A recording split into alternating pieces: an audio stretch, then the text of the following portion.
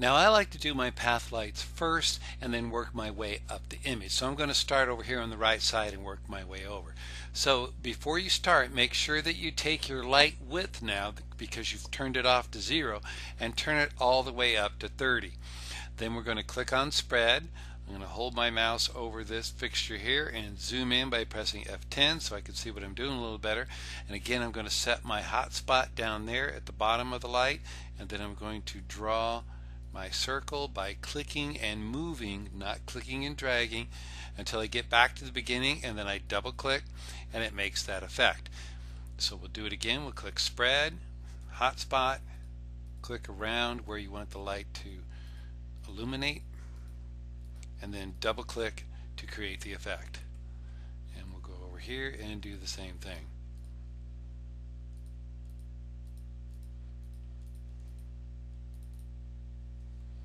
So now I'm going to skip ahead and do the rest of these path lights because it's the same procedure over and over. Now I want to illuminate these walls with the spotlights that I've placed in here. The procedure is basically the same. You click on spread, you set a hotspot close to the light there, and then draw like a triangle going up to where you think the light is going to hit. And then again, you want to close this polygon by double clicking. So again, I'll do this over here. Remember, I had put the light behind the bushes here, so it's going to be right about there, and we'll light up all this area here. Now I'm going to also light up these lights that are on the house just to show you how to do that. So I'm going to click on spread. I want the hotspot to be on the ground here, so I'm going to click there for the hotspot, and then I'm going to draw down to the ground, and then I'm going to draw around like this to show these lights. So I will repeat it to this side, doing the same thing. And again, I triple clicked instead of double clicking, which gave me more light than I want here, but you can undo that by clicking undo. Now let's do the spotlight on this tree. So what I'm going to do is click spread again, and I'm going to set the hotspot right there on the trunk because the light is coming up from the ground. So I'm going to draw up the trunk of this tree,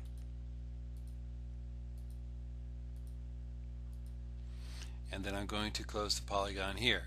And you can see it gives the effect like the light is hitting here and going up the trunk of the tree. Then we want to light up the crown of this tree too. So we're going to go to spread. I'm going to set the hot spot in the center of the tree, and then I'm just going to bring out my polygon on the branches of this tree. Now palm trees actually look pretty good when you do this to them, and we'll double click, and then we could go in with the lighting. Let's get a little bit smaller brush, and we could just brighten this up a little bit more. I did too much there, so I'm going to undo that. Bring down my width a little bit. And now let's do it again to this tree. Now on this tree we have a spotlight going, a tree light actually, going down on this tree. So we're going to do a similar thing. We'll click on spread. We'll put the hot spot right about there, and then we're going to come off the bottom of this light, and it's going to light up the bottom here. And we'll close that polygon. And as you can see the effect there. And then we may want to just manually go in here and brighten up this by drawing. And then I want to light up the top of this tree, but I'm just going to use the drawing tool.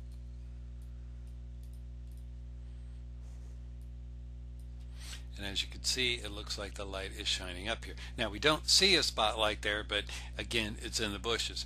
I want to light up the trunk a little bit more, so I'm going to use the spread. Click here in the center and see if this will work, making a polygon right along the trunk of the tree. And it lit that up. That's pretty good. Okay, and then you may want to do the same thing on the palm trees here in the back. But you see, it's a combination of using the spread and drawing with light.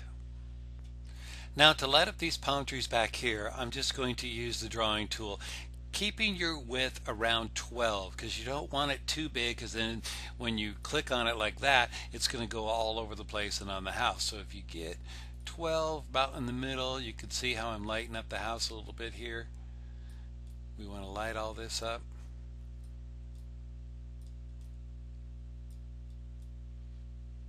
Because if there were lights in here, they would be lighting up part of the house too.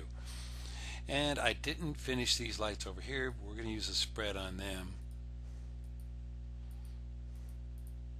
just to light up this section of, I guess it's a garage. And maybe there would be a light up here at the top of the roof line, and we'll bring something down like this.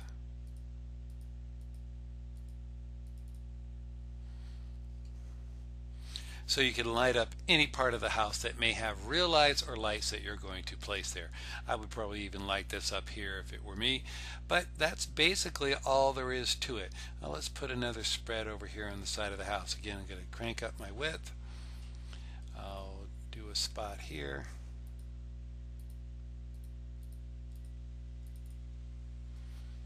And maybe another one over here.